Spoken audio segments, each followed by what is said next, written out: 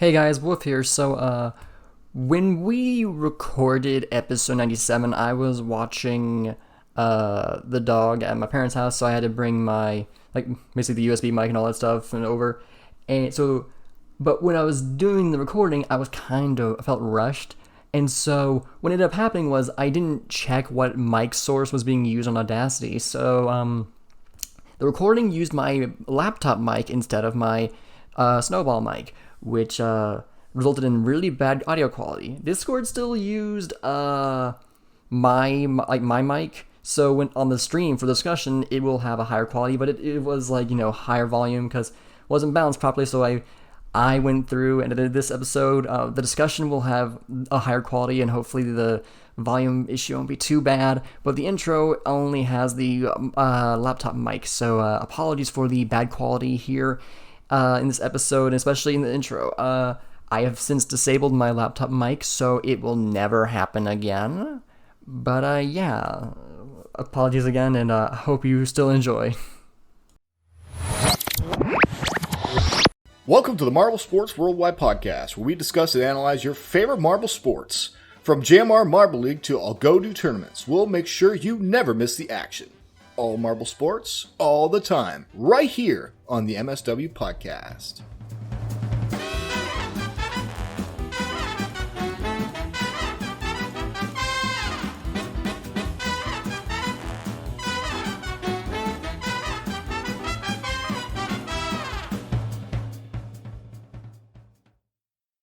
Hello, everybody. Welcome to the Marble Sports Worldwide Podcast. My name is Jared. And I'm Marble Guy. And today, we are deciding to switch personalities for the intro, so bear with me as I am trying to be your Marble Guy. So, we got quite an episode for us today. We're going to be talking about a little bit more of the ending of Marbula 1, just to see kind of some last thoughts, especially with our guest who's going to be with us today. We're also going to cover some of the track designs in RML, especially with Race 2, specifically since that's the more recent race. And then we're going to also discuss a recent letter from the creator of the Hornets on their thoughts of their team being retired.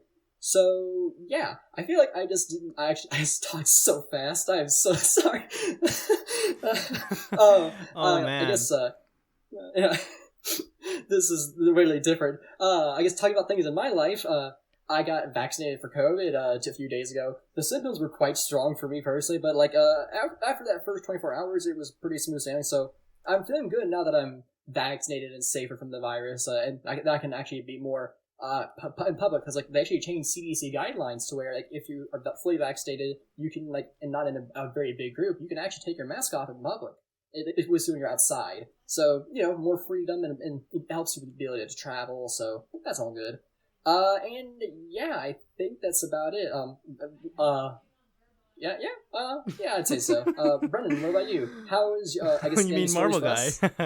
Oh, sorry, Marble Guy. Got any stories for us? That was interesting to hear you try to put on the marble for a couple of seconds there. Put on the marble. That's write that down for me. We're trying to get back into the write that downs. I know we've been slacking off on that for the last 20 episodes, but yeah, guys, that's Waff when he tries to be me. And well, how do I be Waff? How? I physically don't know, except for saying, and I'm Commander Waff.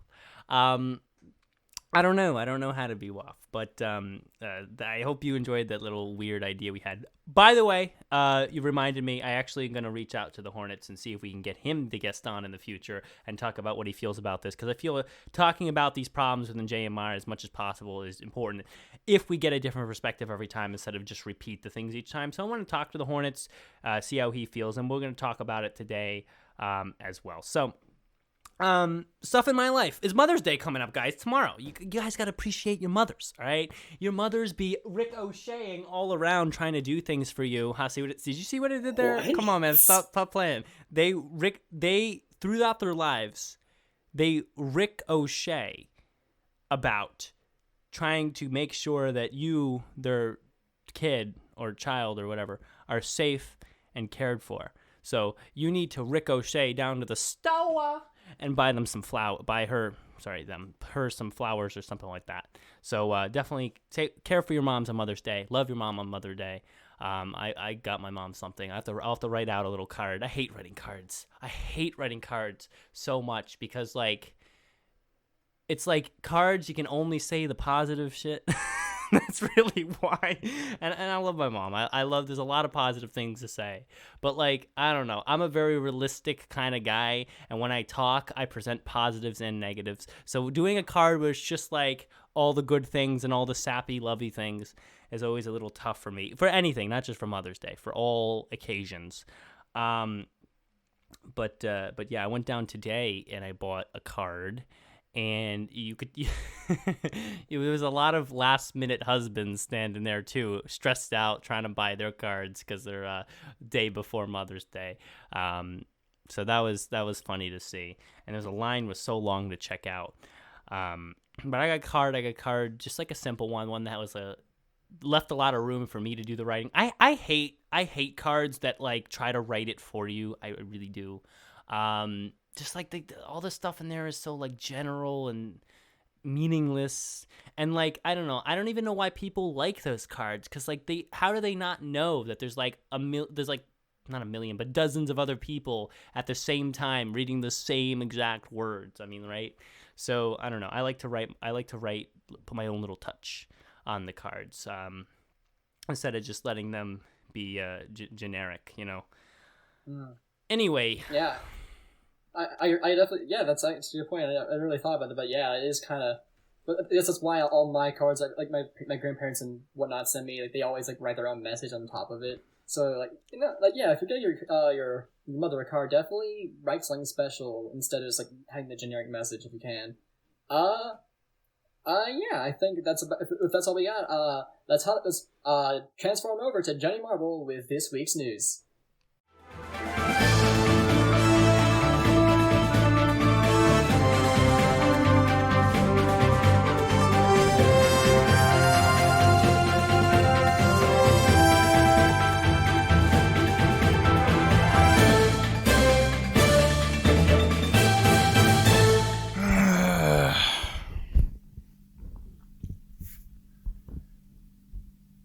Yeah, we have no news this week. It's great, you know. Wait, we have news? We have... Oh, you're sliding me a piece of paper. Okay. Well, here we go. Hello, Marble Sports fans! I am Johnny Marble here with MSW, sponsored by the Marble Hotel. Wherever you roll, we'll be there. While we're waiting for Marble League 2021 to get underway, the teams had a practice race in the sand. This race was quite unusual, as an insect actually blocked the ghost marble from opening the gate, and a beetle ended up bringing Yelly to a stop for a brief moment. There were also some big surprises from the racers as well, with Indy from the Indigo Stars using the lower lane to go from the middle of the pack to the top 3. There was a lot of back and forth between the racers, and in the end, Indy took first, followed by Rojo Uno in second, and Momo in third. And on top of this exciting race, a new team was announced to fill the spot left by the merger of the Bumblebees and Hornets. And that team is the Solar Flares. It'll be interesting to see how this new team does once the 2021 qualifiers begin, so make sure you don't miss it. Well, I've been Johnny Marble. You have been the best fans in the world. Let's kick it back and continue now with the podcast.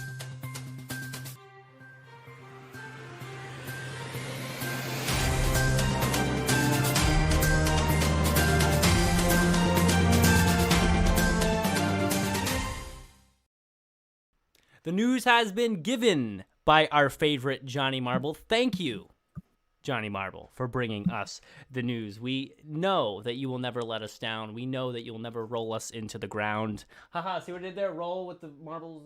Okay. You guys understand. I'm not even gonna lie, I thought you were doing like a Rick roll for a second there. Oh, you thought I was... I thought that's what I thought it sounded like you were starting. I will totally do that to bring us back. Never gonna high jump you up. Never gonna roll you down. I don't know. There's something there. Okay. Anyways, we're doing Marble Sports Talk, guys. We're going to talk Hornets. We're going to hit the mailbag first today. We only got one email, and it's about the subject of the Hornets. We do have a couple other emails, but they're trivia questions, so those will end up coming up in the trivia segment later on the episode. But before we do that, we have a special guest. We have a guest that hasn't been on in over 50 episodes. He is always a pleasure to have on the show, always very insightful about Marble Sports. Welcome to the show, Bill Frosby. Hello. I'm finally back. I crawled out of a cave. I was lost in there for a year. I starved. Dude. I was eating rocks, but now I'm back. Man, eating rocks. Dude, that's like eating marbles that haven't Land. been, Basically, yeah. I haven't been was sanded yet. thrown down into the Fubica cave. That don't even say that. Well, at least it wasn't the M&H cave. Yeah. Oh, man. Listen, at least it wasn't the what's worse than M&H? I don't know. I'm not much. I didn't come here to trash people. I just came here to have a good time and talk about marbles and marble things. Fair enough. Then we will keep Fair enough. We will keep it positive for as long as we don't mention M&H. It will be as positive as can be. With that being said, Bill Frosby, anything changed for you Marble Sports wise that you want to mention? Because it's been a long time, and you're not a first time guest, so we're not going to hit you with badly synced. How did you get into Marble Sports? But just like your experience in Marble Sports, because it's been about a year. Let's be honest. Has it changed at all? I mean, that's the question. Has it changed at all? Let me check. I'm still a Green Ducks fan. Fair. That's a I'm good still fan to be. I'm still an Oceanics fan. I was very happy that they finally won something. Yeah. Yeah. So they won that special tournament they did, the winter one. That was really impressive. And that I was very happy to be an Oceanics fan for once. What else? I'm really needless to say, it's hard to be a Limers fan still. So hey, listen, we roll through, man. Eventually, Bill, I feel that the Limers will. Eventually, we have to turn around sometime. It's like playing the slot machine. You just got to keep putting quarters into it, and eventually something will happen, or we'll leave broke. One of the two things will happen. I just hope for the first one. Our spirits will be broke. Yeah, basically. Oh, man. All right. Other than that, I really don't have like big marble things, big marble sports thing. I just been like watching and paying attention to everything. I enjoyed Marbula 2, Marbula 1 season 2, rather. I didn't enjoy it as much as the first season, but that's due to the fact that like it was a Crazy Cat's Eye runaway. Right. I probably enjoyed it more than like other people because the only team that was actually competing with them score-wise was the Ducks every time. So like if anything, I was like probably the only Ducks fans were probably the only people that could root and like have a small hope that they could come back and win, while everyone else was just like, yeah, Cats won, so let's see if we can get second. So yeah, so you must have felt really annoyed when the Savage Beaters ended up finishing second. You don't know how annoyed I am to see the Savage Speeders finish anywhere on a podium. I just found it. I laughed. I sat there and I swear to God, I laughed when I saw the Savage Speeders still find a way to be relevant, even when they were getting completely shut out. Yeah, it was very upsetting. Very upsetting. Hey, it is. I thought the Rangers were my least favorite team, but Savage Speeders have quickly become that team for me. Wow. Fair enough. Yeah. Fair enough. All right. Well, Bill Frosby, thank you for briefing us on your last year of Marble Sports changing.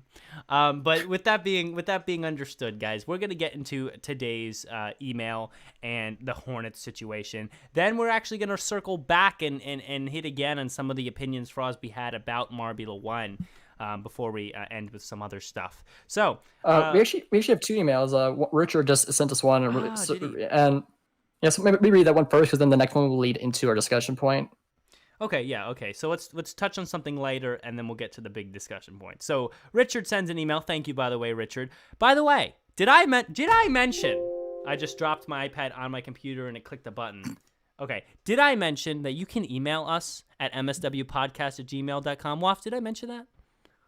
No, you did not. Well, let me mention it again. mswpodcast@gmail.com. If you email that email, what happens, I'm going to tell you what happens, is that the text that you email in that email gets sent by Wi-Fi or some shit to us at the email. We can then take the words that you say and speak them on the podcast and react to them. So you can send us anything about marbles, about your life, about our lives. If you know about our lives, that's weird. About Bill Frosby's life. He could be doing some stuff we don't know. Anything. Email us. If you know about Dion and what he does when he's not ruining a large marble sports channel, you can email us about that too. Maybe on the side, he ruins some car racing. Okay, sorry. On the side, he also kicks puppies. Why did I think? I thought the same joke and didn't say it out loud. Oh my god, man. Listen, guys, we gotta... I mean, in truth, if I'm gonna be negative about something on this podcast, I try to keep it relatively positive, or at least if the pseudo-negative, where I yell about something that I still like. But Dion, come on, man, it's negative. Anyway, let's read the emails. I think I said the email a couple times, mswpodcast@gmail.com. But let's read the email. So Marble knocking off the track is the subject of Richard's email, and he says a one-liner. He says, "What should the ruling be if a marble knocks his opponent off the track?" I'm gonna let you guys answer this first because I have probably a controversial opinion on this. So I'm gonna Waff and Frosby take this one first. I guess I'll start us off. Personally, I think just let it ride. If it's a mixture of the track probably not being designed well enough to keep them on, but also because we saw that happen in Marbula E, and then they just let that go. We're Envision Virgin Racing, very clearly launched. What was it, I can't remember who it was. It was the red team. They launched them right off the track, and they just let them keep going. So honestly, I kind of think it's fine to let it go. I guess it's just exciting to me. That's fair. Brosby, what do you think? Oh, everything in me wants to say, let it stay, because it's exciting.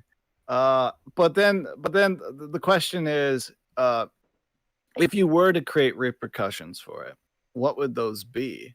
Because it's not like they purposely do it. It's in the heat of the moment. They're trying to get a better position or something, watching a lot of, real racing and stuff. It's always debatable who had the better position into the curve and stuff. It's not always straightforward who did what, and sometimes the person who's on the outside has the better position. So therefore, if someone tries to cut on the inside, even though they're taking an inside lane, if they wipe out because the other person had an ideal position, they're at fault, even though they were taking an inside lane. Right. It's all subjective, I guess. You would just need a clear sign, but it's not I don't think we've ever really seen that besides for the example you gave. Yeah, no, yeah, I agree. I go one step further in this, and I say that that's a hard question for me to even hear read, because when I think marble racing, collisions between marbles and that kind of action where marbles get knocked off the track, when marbles get knocked around, is by definition a part of marble sports. You cannot have marble racing, you cannot have marble sports without collision between marbles. Chaos theory works in there somewhere, marble chaos theory, but the only time I would say that this question is even worth being raised is if the point of the event is to keep the marble separated. For example, 5-meter sprint. If a marble jumps into the other lane and knocks another marble out, then that's a problem. And I think that a lane jump, then we could talk about this question. But if you're talking Marbula 1, if you're talking a track which is set up so that marbles can collide, so that marbles can interact with each other, then colliding and knocking a marble off the track, while normally accidental, even if purposeful, that's the one marble using the tools at hand, using the track that was given to perform to the best of his own abilities. And that's the other marble who's knocked off the track being inexperienced enough to allow himself to be entered into a position that he cannot control his movements or control a situation where he might get knocked towards the edge of the track. So I think, especially since it's a pretty rare occurrence, usually once every few races at most, I would say it's totally legal, it's totally perfect, it's totally part of what marble racing is. And you know what? If you get knocked off the track, it just sucks. It just sucks. And there's nothing you can do about it. But it's not like there shouldn't be no ruling where it's like, oh, well, you can't do that. Unless, of course, you're supposed to not knock into the marbles. Like you have lanes like in 5-meter sprints. So that would be my opinion on that. I'm sure other people would probably, within role play or without a role play, doesn't matter, would probably disagree and say, that knocking off the track is too far. But listen, marble sports is new. It's open to opinion. So. All right, thank you for that email, though. I appreciate it's a simple, short email, but it was a good question. I do have a question, actually. Sure. So I do not have a problem with marbles colliding because, like Brendan said, it's part of the race, right? It makes it exciting. It adds elements of chance and random, and it makes it exciting, right? Right. But have you watched Qualifier? And you know how they drop them in twos? Yeah. Have you seen that the first one slow down to the point that it's actually caused a collision with the back marble who might have been on a fast pace? Mm-hmm. What are your thoughts on that? That's rough. That's a rough question. I didn't like that. Like that was very clearly just not good. Like sometimes like the marbles they fell off. Like they didn't space them properly. Like if they couldn't fit on there, they could have just did a cut. Where someone went in to grab the marble, only putting half the racers on the belt, and then once they got through that first half, they would then cut to and show the current standings, and then while that's happening, they're being the new set is being put on the conveyor belt, and then they come back and we just do the next half. I think that's what they did for I think qualifiers and Marble League events. So I don't see why we can't just do that here. I think the answer to that question is. I can apply what I just said to it.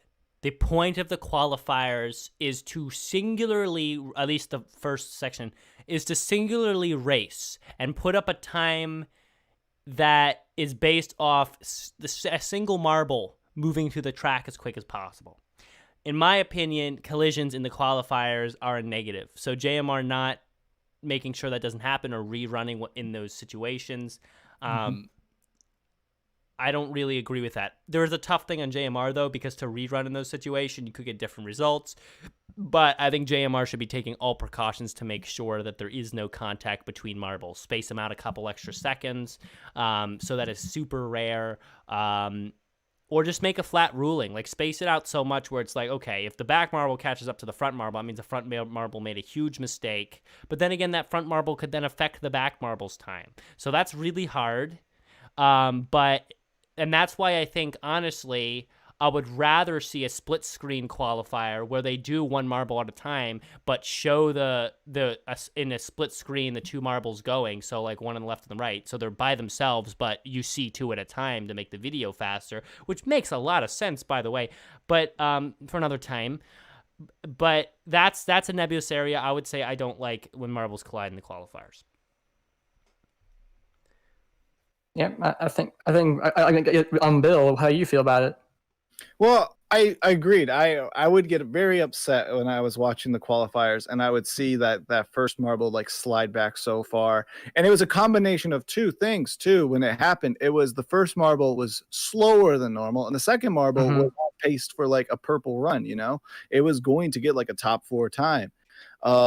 So the fact those two things then combine and causes either the marble to get passed or they collide and causes that back one to slow down. Right. The way they handled it, which was they just let it continue and then just placed them however they did it. And I think it happened only 4 or 5 times. And I think in those 4 or 5 times it ended up really not hurting the marbles in the back that much.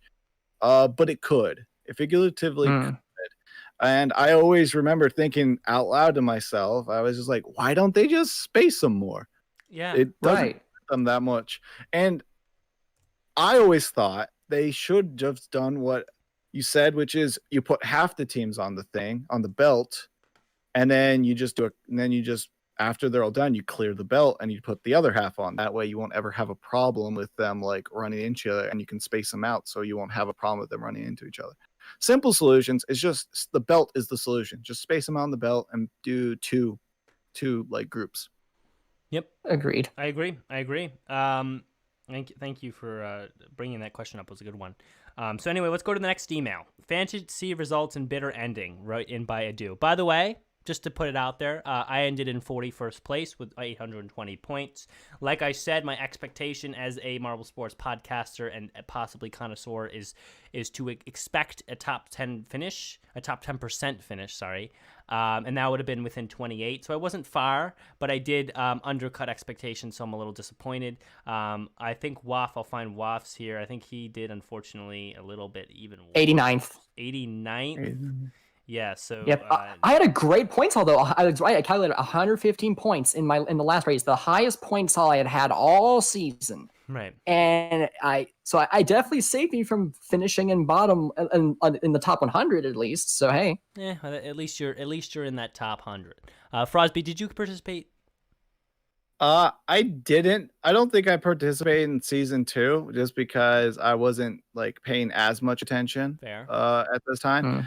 But I'm not sure if I've been on since season 1, since the finishing of the first one, but I ended up winning that. Oh, you won the first season. I took second, but the person who beat me, legit, all they did was they typed the command for the league, and they then never said a single message on JMR after that. But they ended up creating like the winning team. So I had second, but since the first person was never around to like claim the win, I ended up taking. That's right. First. What was the prize? So free merch. So I ended up taking first in the first season. That's awesome. What did you get for that? I got a poster, a Green Ducks poster, which is in my room. Nice. Listen, if you cannot knock a Green Ducks poster, especially the expert artwork of Jack Ironhide side. No, Jack Ironhide. I love the poster, so I'm very thankful. I'm just glad. It's crazy that I ended up. So how I predicted my stuff for that first season is, if you guys remember, I did that whole statistic track where I tracked all the speeds of all the Marble teams throughout all the Marble League seasons. I just tracked speed events, and my idea was to find the five fastest teams on just pure speed events and then predict them in order of how they did. And I ended up predicting all 5 of the top 5 teams in season 1 through that stat tracker. The only thing I got wrong was I thought the Hazers were going to beat the Savage Speeders. Other than that, I had legit everything almost perfect to a T. So awesome. The power of stats, God. I guess. Power of stats, indeed. Guess who I'm going to be talking to when I talk about the fantasy league for Marble League 2021? Yeah. You think I'm kidding, Frosby? You're going to get some. DMs. No, I'm expecting a message. Oh, yeah, you are. You better be expecting. I'm gonna tell you, Pinkies. Oceanics. If you tell me pinkies, I'm just gonna block you. Okay, fair enough. No, but we'll talk about that. I'm planning to do a podcast collab between us and Let It Roll for the picking of our fantasy. So we're all gonna be there talking. I might even throw you back inside the show here on the show for that one as well, just to get all their amazing opinions out there. And when we make our picks, because I'm really excited for this season. But we got to go on to this next email. So we're in the email, but let's read about their fantasy. So Edu says, I ended the M1 Fantasy League high, reaching 77th overall with 756 points. Not bad. This season closer was my peak with a full podium and 119 points. Very awesome. But what do you think about the farewell letter from the Hornets? Link in the server. Yep, I see it. Was it too harsh and overreaction, or is that just what the message needed to be? I understand the rage, especially how the decision was badly communicated and that we still have no clear explanation, but I think it's too aggressive towards the channel after some reflection. Fair enough, Adu, and this is what I'm going to do, Adu. And for you guys and all the other people listening, I'm gonna pull up I have it right here. And we're going to read it out loud. So everybody listening is going to get to hear exactly what he said, verbatim. All right. And then you guys and us in our reactions on the show will respond to what we think about it. Based on how I I'm gonna try to be unbiased to this. You know, I've had a lot of problems with Dion of late, but and JMR, but I'm gonna try to be unbiased and just read it. So farewell from the Hornets. Here we go. So you may have heard this is all them talking, by the way. So this is their words. So you may have heard now, but our team got retired. We found out through outer sources that it was due to our lack of popularity and bad results.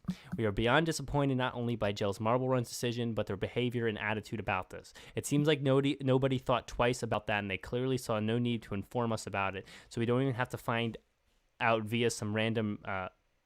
so we don't have to find out via some random Reddit post, meaning they found out. That's how they had to find out. Oh, and the whole idea for the merging with our rivals, hats off. Even an evil mastermind couldn't have thought of something more humiliating as an end to our adventure here, which unfortunately sums up the whole situation perfectly. 2 years ago, we won the fan team contest, X-Camo, and with it, the right to be part of the JMR universe and tournaments. However, we didn't realize back then is that the whole privilege means that we'll get invited to the next 3 events in which we did well in 1 and bad in 2.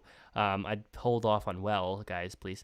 Then we'll get completely annoyed for the next 2 events and they'll force us to retire with not even a heads up because this is how prizes are. They expire quickly. No one thinks twice about the commitment they made 2 years ago. Now and today are the only important things. The level of immaturity and inadequate management have made us quite regretful of ever being part of JMR, where the people in charge clearly do not care one bit for anybody investing time or energy into this whole Marble fandom, since clearly the fan base is here for decoration and to provide extra funds for more videos. Despite the absolute lack of respect from JMR, we would still like to take a moment here to thank our fans who got us this far. You guys were behind us in good and bad, mostly bad, and you've been nothing but supportive. We could never repay your kindness. You've given us this incredible opportunity to compete here, and we'll never forget it. We're sorry for every bad event you've had to endure, and we hope that you'll remember us fondly. From all of us here at the Hornets Marble team, thank you for sticking with us during these past 2 years, and farewell. All right. All right. That was a lot in there for sure. And I'm going to start by confirming something, and that is that this decision to retire the Hornets was Dion's and nobody else's, correct? Or is it? No. Let me Not, actually, I'm confirming. I want you to confirm the right facts. So no, it was a decision that that the JMRC at the time, they were making that decision to retire but they weren't going to use the word retire, of course. Like they were like, that was a decision that they were working on together. What Dion did was he made the announcement without telling anybody. It's like that. So that's what Dion did. He just didn't communicate or actually confirm with anybody when to do it. He just kind of did it on his own.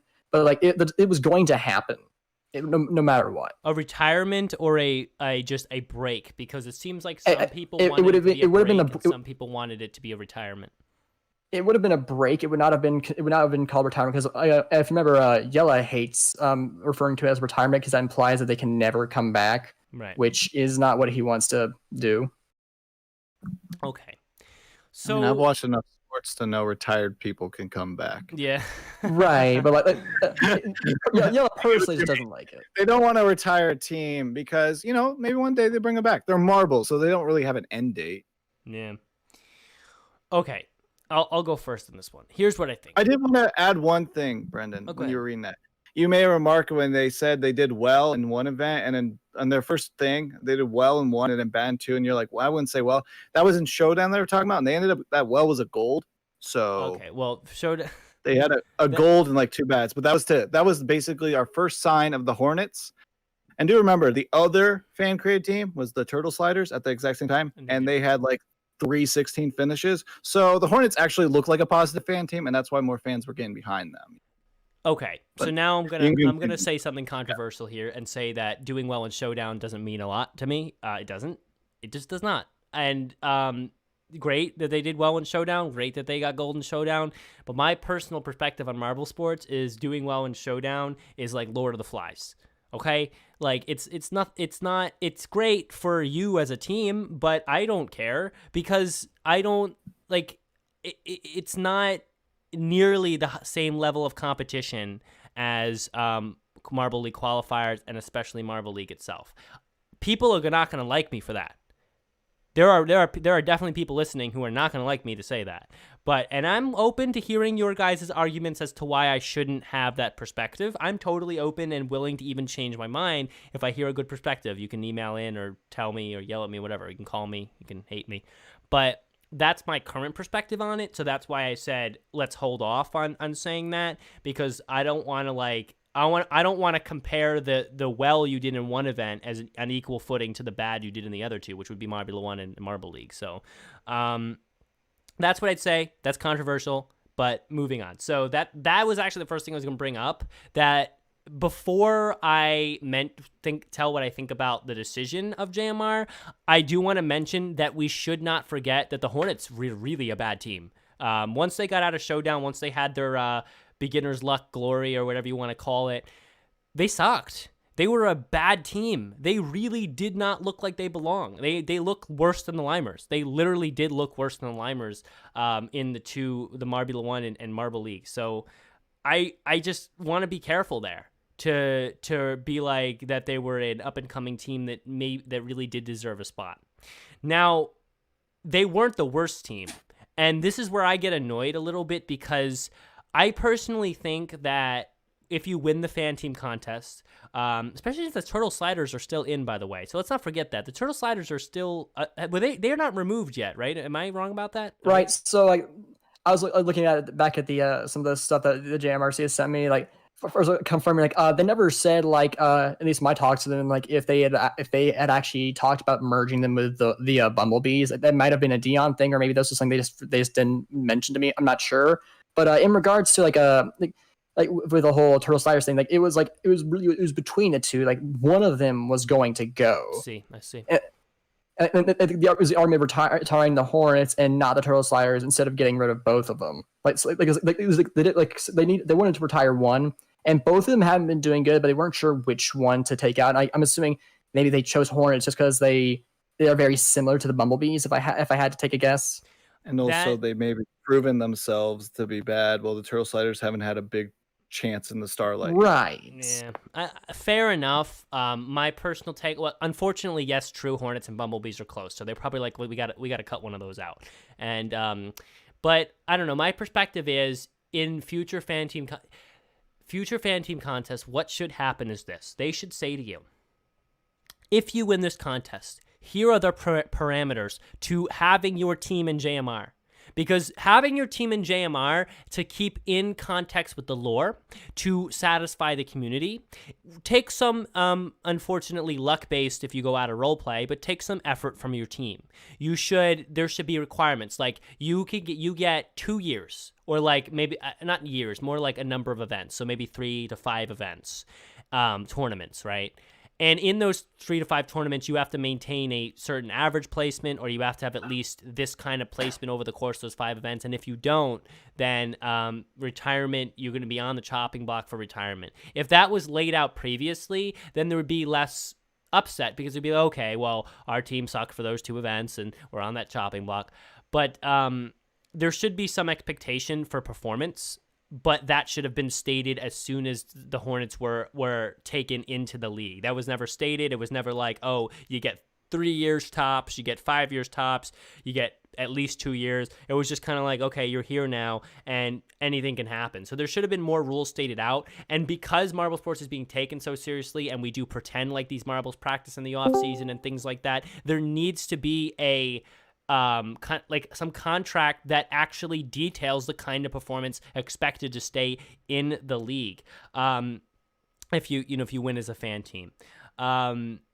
I understand why the Hornets were chosen of the Turtle Sliders. They're similar to the Bumblebees, and they're both bad, so they probably figured, well, they're both equally bad in a sense.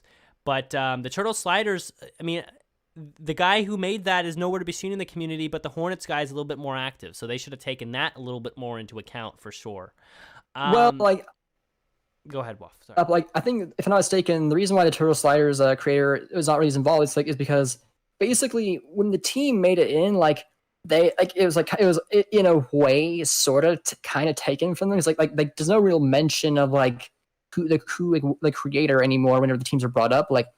They don't have actually any say in what happens to the teams or something. And I think that's something that Spark, the creator of the Hornets, had. It was it was like he was so like upset about finding out the Reddit post because he's like, oh well, since I'm the creator of this team, like you should have like been conferring with me, like telling me in a personal message, like. And like I think it was part of it was like well because it's my team, like I should have had like maybe at least some amount of say or at least just been in communication. And I think part of that is because like that's what people assumed would happen with the fan team contest, but the fan team contest never said anything of the sort. It just said that like your team will be in Yellow's Marble runs. It'll participate in Marble League. It not that like you will be a part of the JMR team or that you'll have you'll be like a director or like a coach for your team and like so they that like should have said that stuff though. They should have been more detailed as to what being a fan team meant. I know back then it didn't seem like that was necessary, but there should have been clear detail as to what is and isn't as a fan team winner, what is expected and what is not as a fan team winner. And while you can't really blame JMR for not thinking that far ahead, it would have been important. Obviously, the most of the problem here comes from Dion's kind of knee-jerk reaction to post this without talking through it and figuring it out. And if it was up to the JMRC, they probably would have reached out to the guy and talked through it much more calmly. And Dion obviously kind of twisted some of the ideas that were actually being considered. The real decision hadn't really been made yet. So that really is what caused the real problem, and I can understand why this guy is upset. My biggest problem with his message is that he says that the people in charge do not care one bit for anybody, when it's really only one who seems to not be really caring about the community is Dion. And so I would caution him to say that. That was obviously out of anger than it was from of course, but I don't know. I think he didn't overreact a little bit, in my opinion, because he's saying exactly from what his experience, what he's feeling. He just doesn't have all the information. He's not overreacting. He's just not saying factually correct things. So, I mean, like those are different because, from his perspective, it does look like the whole company or organization doesn't care. Well, it's really like, not everybody in the JMR organization was on the same page, creating these different things. I will say having to merge with rivals was a really bad idea because that doesn't feel good from your perspective. Oh, I hate the Bumblebees. They're my rival. Oh, wait, now I am the Bumblebees. Really? That's not great. Yeah. I don't know where that decision came from, but like whoever, regardless of who, whether it be Dion or a member of the JMRC, that was not a good decision, I would say. Not at all. Yeah. So I was thinking about it, Tell us what you was thinking, Bill Frosby. Putting on my thinking brain. But I was thinking, when the fan contest was created, was it even intended to give a fan team control to a person outside of Marble Runs? No. The fan team contest was like, okay, we want new ideas for teams, or we want you guys to be involved with coming up for new ideas as teams. It's kind of the fan teams contest was less about, oh, we have this team that's now owned by somebody else, and more like, oh, what do you guys think would be good ideas for teams? Because we're going to add some new ones. And you guys vote on what your favorites are, and those teams will be added. The Hornets are not owned by the guy who came up with the idea. That was kind of more implied there. I know it should have been written out in probably more detail, but it was definitely implied there that once your team won or lost, JMR owns that team. They can do whatever they want with it. Now, is it bad that they got rid of the Hornets so quickly? Yes, it is. That's just bad. That's malintent. That's not good. But they technically, there was nothing even implying that the owner of that team was the guy who created it, and so technically it should, like, the guy might be overreacting a little bit, but he's really upset at the lack of the communication, which is more of an issue than the actual rescinding of the Hornets in general. I mean, like, he kind of did create it. Like, he created the like. I think the logo might have, like, I don't know if he, like, it's not the final logo, but like I think they got a general logo design. The name they came up with, and like the team members' names, if I'm not mistaken, are the same as the ones that they entered into the contest. I think they even picked the marble design as well. Like when that post was made. Yeah, you get to send your own marbles, but this is, dude, you don't own the team. You are being lucky, and you should look. I'm telling you right now, you should look at it like this, because don't forget, JMR at that point was a huge channel too, like 500,000 subscribers are up and forth. Like they're a huge channel. They don't need any help. They don't need. I mean, they use your help. A good channel listens to their community, and before some of the recent events, they were doing that a lot. And but they don't need you to own a team. They don't need you to sit down and go through all that work. They're saying, we're going to allow you the privilege to maybe get one of your ideas to be featured on our channel, not that you get to control one of the teams that participates on our channel. And I think it's a huge concession and a huge privilege in and of itself to even be able to come up with the idea that might be seen on the channel.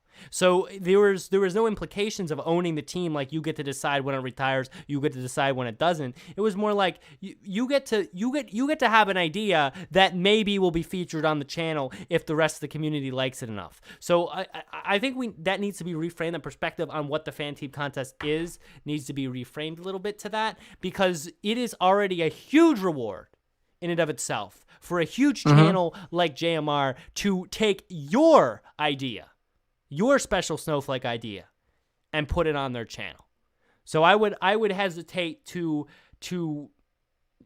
stray away and be like, okay, well, we came up with the names, and I mean, like, let's be careful about what really was going on here. That's what I was kind of getting at with my thought. It was that at the end of the day, the person who created the team, all they were doing was creating a team name, maybe bracers on the team's name, a logo, maybe even as well. And they're creating those, and then they are giving those over to the JMR. And at that point, JMR has full, rights to that team that was created. All that person did was create it. It would be, in a sense, no different than, say, someone creating logos for the teams that JMR found, like someone to create logos, and then say 2 seasons later, they went and they changed those logos with a different artist, right? Funny enough, that did happen. Exactly. So, but could the first artist go get mad at JMR and be like, hey, I created those logos. You should have came to me and talked to me about replacing those logos because I created them. Funny enough, they did. And you know what JMR will say? It's our league. It's our marbles. We have the final say. Yeah. And at the end of the day, they don't need to go to the person who created them. Does it sting? Yes, pun intended. But yes, it hurts because they created the team. I know if I created a team, right, and then they got cut, it would hurt. It would hurt regardless of JMR talked to me beforehand or afterwards. Yeah. Because it would just hurt because I was a team and like I created. I think at the end of the day, I actually don't see this as a bad move for JMR in the sense of that single creator, because at the end of the day, they don't own it. So JMR can decide to do whatever they want with it. They can cut it, they could retire it, they could keep it going, What I see a concern is, what the fan favorite is a community coming together to vote 1 and 2 in this case, marble teams to go into the big leagues, basically. And that means these teams have natural followings just by default because they were chosen by a community.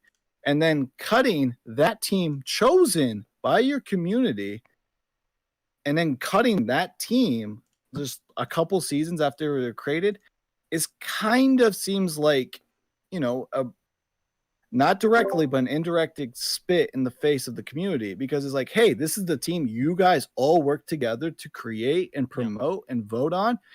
Yeah, we're just going to cut it, right? Maybe if I saw the Turtle Sliders get caught, I would be like, you know what? They suck so bad. No one can blame you, right? But like Hornets actually were competing stuff. At the end of the day, honestly, you guys were talking about the Hornets and Bumblebees were so close. Why didn't they cut the Bumblebees? The Bumblebees are a lot better of a team. That's a fact. So. Yeah, but do they have as big of a following? Like second place. Well, they don't have as big of a following because no one gives a shit about the Bumblebees. Exactly. More people care for the Hornets than the Bumblebees. So I'm just saying this move was a strictly move on ignoring the community and looking at we're trying to cut off weak parts of the league to make more competitive events. That's what this move tells me. They want to make more competitive events. Yeah. I don't know why they didn't cut the Turtle Sliders though, because that would have been the smartest move for competitive, but I digress. I think it's because maybe the redundancy of like the Hornets and the Bumblebees. I did actually go back and check the original post. So the team, all the members' names, they were the original ones. Like even like the coach, they were all the ones picked by Spark when he designed the team. Spark did design his own logo, but that one wasn't used. But that's because like they wanted to have a uniform style. So like in regard, but also like Andrew did mention like but the lore that they also created with because like you had to create some lore with your team when you post it was at least before the JMRC was disbanded was a part of official canon. So like they basically designed the lore for the team, the names for each of the members, the name of the team, and then while they didn't get to have the final logo design, they gave the general idea, sort of. Yeah. Listen. Here's okay. All right. First off, to clarify something from earlier, the reason the logo thing I was saying, like, funny enough, they did. The guy got upset not based on the changing of logos, but more based on some other stuff, money and stuff like that. So just wanted to clear that up. But besides that, what I'm seeing here is more like a consequence of the lack of communication in detail at the start, as well as a consequence of the lack of cohesiveness or just agreement between the JMRC and Dion and Gel. Or Yella. That's what I see. That's why this happened. I think this could have gone much better if there was a better communication and detail about the expectations at the beginning, or now when that decision was made and how to represent that decision or just talk out that decision.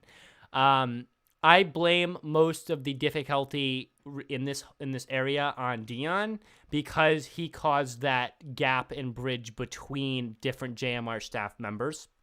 Mm-hmm. I do think JMR is licensed to do whatever the hell they want with their own teams. I do think that. So I think that part of what the Hornets guy is saying is a little bit too much, and he doesn't have as much control as he maybe implies that he should. But a lot of what he says is tangentially correct about the problems with JMR around this. So do I think I do not like this decision, but not for the same reasons he doesn't, is what I'm saying. Mm-hmm. More for the reasons of like, yeah, you know what? I mean, by 2 years from now, you 2 tournaments and you sucked in both tournaments, maybe we should talk about getting rid of you. But what should have happened is they should have been like, oh, you Hornets have sucked. Let's talk to the guy about it. Oh, wait, we never give any details about what should happen to bad teams that we might want to get rid of at the beginning of the fan team competition. Oh, that means we should write out some sort of contract and be like, okay, you have 1 more tournament or 2 more tournaments to get your act together or you're gone. Or we're going to give it a community vote. Or we're going to have to talk about it as a JMRC and give actual guidelines before action was taken. That's what should have happened. And that's how it should have been dealt with. Dion instinctively just making the post he did is why this is such a problem and why I'm really upset about it. So that would be my Who knows? They analysis. wouldn't have done that stuff you said. It would have been slower and more calculated and more a more sensible conclusion would have been reached if it was just the JMRC's job to figure that one out, in my opinion. And I could be wrong. Yeah, that's what I was saying. I was saying like all those things you said could have happened. Who's to say they wouldn't have happened had Dion not jumped the gun, you know? Right. All the things could have happened, but I feel that the JMRC alone would have making more community conscious decisions is how I want to say it. Meaning that they would have thought more before, because I'm sure it was in their heads to get rid of the Hornets, but they would have been like, wait, before we do this, let's think about the perspective of the guy. Let's think about the perspective of the community. Let's think about if we really put any actual guidelines onto what a fan team is. And it would have ended a little bit less rocky, I think. Yeah, I feel like also like you kind of made something, but like one thing that Spark also didn't, I guess, is that he just found out through a Reddit post and wasn't talked to. For all we know, maybe the JMRC actually would have reached out to them once they had finally come to the conclusion that they were going to retire the Hornets, and so it would have actually been a more respect thing, possibly. I'm not sure. Maybe it wouldn't have happened, but like the fact of the matter is that like Dion just really ruined everything just by going behind everybody's backs and just doing it on his own. Agreed. But anyway, if anyone else has more thoughts on that, shoot them now. If not, we will move on to the trivia segment. I think we covered it all at this point. All right, Yeah, so I let's mean- see if that music is going to play for the trivia segment. Is it going to play? Waff, why don't you ask Kason if it's playing? Do what I usually do to get us in. Oh, right. Is the music playing yet, S-Man? Huh? Is it playing yet? Huh? Huh? Is it playing? Frosby, why don't you ask? Is the music playing? Oh my gosh. All right, that was ridiculous. That will be edited well. Anyway, Now it's time for the trivia segment. Come on now, let's go. Go. I gave silence for the music to play. I hope it's played by now. Let's do the trivia. I'll start us off. Why not? And we'll see where it goes. Scrolling up to the trivia and stalling for time. Okay, here we go. So Super Yak, a yak of supernatural abilities, has discorded in and gave us a trivia for today. So he says difficulty level hard, and the last one was really tough. And that was also rated hard. So we'll see how this goes. Question: which Marble League athlete has exactly 69 individual points? This is only in the main Marble Leagues, no WML or off-season events. So this is just the Marble Leagues, the last 5. So which athlete, so singular marble name, has exactly 69 points? Nice. I guess we all take our gander at that one. That's a tough one. I will go with It's hard. It's a hard one. Cosmo. Fair enough. Frosby. Oh, actually, not thinking about it. Like there haven't been enough solo events probably for marbles to just. So I had to pick one that's actually somewhat decent, maybe. I mean, I'll stick with the Cosmo just for the meme. I was like, first guess, I'll go with it.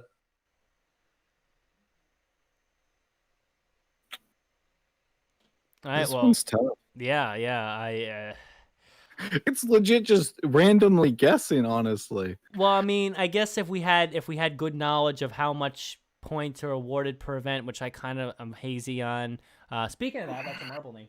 And how many solo events there were, we could come to a better conclusion. But that's a lot of stuff to remember.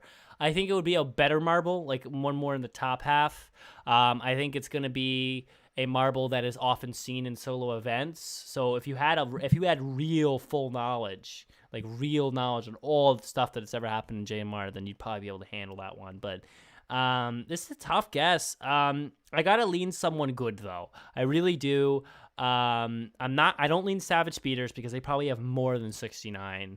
But I lean a veteran team because that's more time to build up points as opposed to someone who's only been for a couple years. So I lean actually Cosmo's not a bad answer because a relatively decent veteran team is Team Galactic. But I lean a relatively decent veteran team. That's my logic. That's where my logic takes me. So if I think about that, I see Rangers in the rearview mirror here. I see Cat's Eyes. I just don't want you to name the 2 marbles I'm thinking. I gotta go like Origin. I have to. Okay. There you go. So Frosby, you can throw 2 out there if you want. My gut instantly said Shock. Not a bad guess at all. I will tell you that. And then I was like, maybe a Momo team might have done it. So then my second would be Mimo.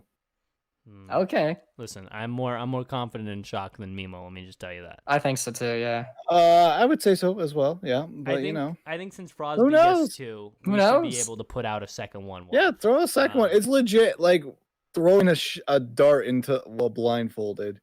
Yeah. And hoping for a bullseye. Write that down. It's legit throwing a dart into a blindfolded. Write that down, Mr. Waff. Yeah. You're now in write that down, Mr. Waff history, Frosby. Good job. Oh no. No, it's a good thing. It's a good thing. Can I retire now? I mean, take a break. Write that down. Write that down. Can I retire now? I'm going to wait for when this episode comes out. Oh my gosh. No, write down at least write down a reminder to get both of those. Both of those were very good. No, I won't forget. And I think you just hit the record, Frosby, for the least amount of time between write that downs. That was the quickest too ever. I mean, both of those are really good. I'll throw out a second team. We're looking at a good team. I'm not going to go Rangers because I already guessed an Ranger, and Rangers you can't have two of them. It's too many orange. Mellow yellow, but not. I don't know if mellow yellow. Who's a good veteran team? I mean, Thunderbolts are good. I mean, maybe a bad Savage Speeder, like Wizzy. So I'll go Wizzy. I'll go Wizzy and Orangin. Your turn. Fine. I guess for my so Cosmo and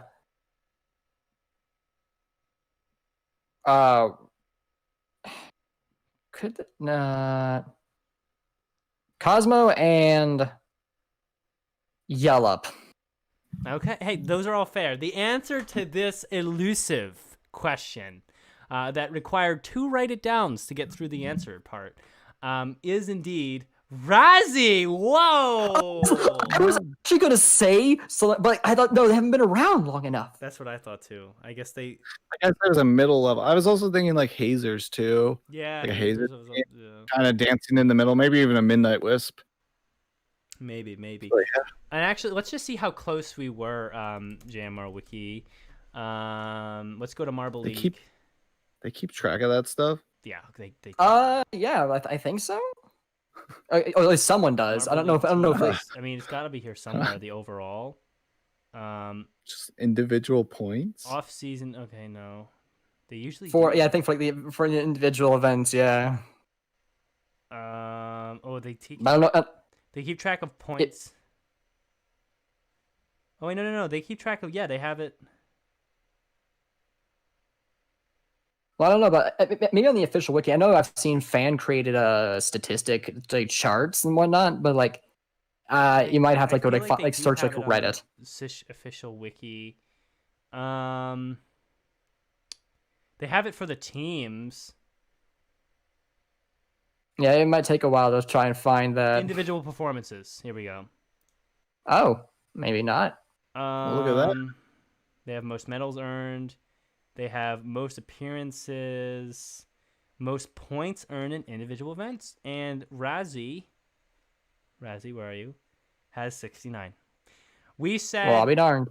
I said Wizzy was a possibility, and Wizzy actually has 82, so not far. Or I said Orangin. Orangin, I think, is a little bit. No, Orangin is. Where's Orangin? Orangin is Orangin even an Oranger? Yeah. Yes. Yeah. Kinowin, They are. Mandarin, Clementine, Tangerine. It is. Orangin is a Orange. maybe they never have they never competed. Wait, has Orangin never competed in an individual event? That'd be funny. Possibly. I don't think so. That's a great piece of trivia. Yeah. Cosmo got 78, so you were pretty close. Okay. Mimo is not on here. Nice. So good guess. What else did we say? We said Oh, Origin is the Shock reserve had 45, reserve member. so no Shock. And then what is the other one you said? Yellup. Yellup, that's a good one. Yellup actually, Yellow has 100. Wow, Mellow Yellow, I did not expect Wow. that. Wow. But Yellup has only 58. So the closest was, I guess 78 with Cosmo. So your instinctive answer without even thinking was the closest one. Origin has competed in individual events before, Origin is so not I'm. listed there unless I just went blind for 7 minutes. They actually have a decent number of points, like 19, 15, 25. Oh, this is from Marble 1. That's right, Marble League. Marble League. They got 15 and 6 in 2020. The winter they're not gonna count winter special. 2019 they got 8, and then 2018 they got. Oh no, that was not an individual, so it was just 8, 15 and 6. Okay. I'm looking at this chart here, and I find it funny that on your channel that the two marbles after you said Razzie, I said I bet that means the Hazers and Wisp would be close to that number as well, and they're legit the two underneath of it. That's awesome. Well, Nice. You do know your marbles. I got to tell you, Frosby, you are You are knowledgeable in the world of marble racing. I just know stats. That's it. Hey, the stats are really important. Anyway, next trivia. That was one question. Let's do the Yeah, it next was. one. Frosby, do you have one? Not really. Okay. That's I'm okay. sure. Just do your second one and see how long that takes us to Okay, answer. I actually have two from Matthew O'Hara. So the first one is, this is an interesting one, kind of meta. How many episodes have not had trivia? Wow. Thanks, Matthew, for knowing that. I have to So say. the trivia segment started in episode 10. So the first 9 episodes do not have trivia. That's fair. And then we skipped it recently, but we were pretty damn good about that for a long time. I think we skipped it twice. I would wait, say 15. I would say 15 and just flat 15. It might be a couple less or a couple more, but it's not going to be anywhere far from 15. I'll say 12. Okay. Frosby? Well, I know I did trivia the 2 times I was on before. So I'll say 17. Okay. The answer is Well, you see the other answer. The 16. Other one. Oh, okay. Oh, I was close. Yep, 16. I know All right. my own talking. Matthew's been a long time listener than Yeah, dang. Matthew. Either that or they went back and re-listened everything. Like, kudos to you, man. Man, listen, That's Matthew, great. you've listened to more of my podcast than I have. That's not an exaggeration. Yeah, it's not. Anyway, by the way, but we do have a second question. It really became a nice day outside. It was raining before, and now it's nice and sunny. So just pointing it out. Well, that's nice. Yeah, can we appreciate that? Can we appreciate a nice Appreciate the day? weather, everybody. It's still raining here. It's a shame. I couldn't mow today. Yeah, mowing. I like mowing. yes. It's relaxing. I put something podcast on or something. Not this one, because I do it. All right then. So we have question 2 from Matthew. What is the lowest overall score in the Marble Leagues 2017 through 2020, and who was that team? It's Pinkies. It's Pinkies. Or the Limers. Combined. What score? Are you combining? It's Pinkies. Answer's Pinkies. Oh no, they wrote that as just one question. So like, what was the lowest score, and who was that team? Is it like Oh. lowest score in an individual season, or is it like all of it combined? It's the lowest overall score, so like the ending score at the season. Oh, no. Wait, combined from the 4 years or no?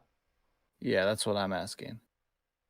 I'm guessing that just in a season, which team did the worst all 4 seasons looking at them, which one had the lowest in a single season? I think they meant like the lowest in a single season, like overall. Let me actually look at that email because I have the email. So it's like of all the Marble Leagues, what was the lowest score that anyone ever achieved, and what was that What team? was the lowest overall score in the Marble League Oceanics 2017 to 2020, and who was that team? So then it would have to be Oceanics with like the 0 points they got. Oceanics 1 or 2, I think they had on that one season. Oceanics, I believe is also. But they fired their coach and everything. You know, Yeah. good times, good I would times. say As Good an times. Oceanics fan. What did they have, like 48 or something like that? I would say Oceanics and 48. I don't know. 48? I don't know, man. Okay. I'll be generous. Like Oceanics 20. No, it's more than that. It's more than that. Really? All right. Well, we'll see. The answer is Quicksilver's with 58. Wow. 58. And it was Oh. not even the Wait, Huh. what did you mean? Are they from the first season? What? I think Wait, so, I because don't- that was the only wait, season that I'm Quicksilver's looking this up competed in. Because Matthew, I don't know. Oh, that makes sense. Oh, that makes Marble sense. The score was League the score was 2017. lower in the first season. Well, actually, that's why I think that's why they listed only 2017 to 2020, because like in 2016 the points were different. So I guess Quicksilver's got that score in 2017 or whatever year they were in. Poor Quicksilvers. Just never Yeah. gonna show up ever It sucks again. to be a Quicksilver. And I think I got it wrong. I think I'm pretty wait. Then the Oceanics must have gotten like 68 or something like that. Let me actually look because I know it's like an 8 in there somewhere. I clicked on Marble Rally. Am I stupid? Quicksilver, so it makes sense that the confusion would happen. They were introduced in 2017. And I don't Oceanics- think that. Oh, they had ended with that 70, so they were higher than the thought. Yeah. And they sucked that season. They got more points for stuff back then. Anyway, that was a cool question. Yeah. I guess we go back if Frosby doesn't have one. That's all right that you don't have one. We're not holding it against No, you. I don't have one. Yeah, don't really have one. I've been working on that stat thing that I was working on a long time ago for like the team dynasty thing. Mhm. To find the best marble dynasty, whether it's a team or an individual marble from Sand Marble Rally. And I've completely redone the stats for it for all the Marble League teams. I just have to wait till the Sand Marble Rally finishes for the season, and then I can compile all of those. And then once all that's done, I was thinking I might even make like a YouTube video going through all of this stuff. But that would be exciting. I think that would be extremely exciting. So, all right, play the music. Let's head back to the world of normal podcast. That was the trivia segment. Now let's head back to the show. The show. Oh. All right, I think the music has played. We are at an hour already. Somehow we have hit an hour and not even covered all the topics we planned. So I think the only way to end this one, we're gonna hold off on RML, even though the track they made this past week was just freaking beautiful. I'll do a couple sentences on them. The track was beautiful. The idea to put the graffiti on the 4-lane area was just awesome. The camera work in this video, in my opinion, it's getting better and better every episode. It was very easy to follow. The commentary was amazing. No, I don't know. I'm not going to talk about it because I did it. I'm gonna let you guys say whether you liked it or not. But I think I did a decent job. And just like there's so much detail and theming and passion that the guy puts into every single video, and he listens to his community and he tries to improve. He doesn't stagnate. That I really can't recommend any other channel more than RML right now, as far as quality and passionate marble sports. So please check them out if you haven't already. And then yeah, so that's what I'm going to say for them for now, because we're going to wrap up. But before we wrap up, I'm going to leave to Frosby. Anything you want to say about Marbula 1, get it out there. Let's hear it. About the past wow, it's really on the spot. On Marbula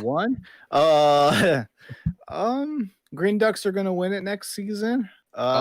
We have to win it after 2 back-to-back podiums without a win, right? I think the Green Ducks are extremely good racing team. Honestly, I think they're overlooked a lot, especially with the crazy Cat's Eyes killing it this year. But they have a level of consistency. They're always solid in the qualifier, or at least most times. And I mean, they're kind of like, you miss them sometimes because they're not always leading. But they're always high in numbers. They're always consistently up there. They're always a valid competitor out there. And I think that as they become a more veteran team, because it's only a couple more years until we can call the Green Ducks veteran, relative to the length of time marble racing has existed. They already have a lot more final podiums than like 3/4 of the whole league. So exactly, they're a really, really good team. I can say that because I have dynasty numbers right here. They're actually really high up. They're higher than a lot of teams. You'd think they'd be higher than. I'd be higher than them. Yeah, they're pretty good. Yeah. So. But like, yeah, and then like I always like to say this. I always like, when we talk about the Green Ducks, I always like to say that I called it. I always like to say that. And the reason is the first podcast I ever did, the first one I ever did on this show, which was 97 ago, by the way. That's a lot of time ago.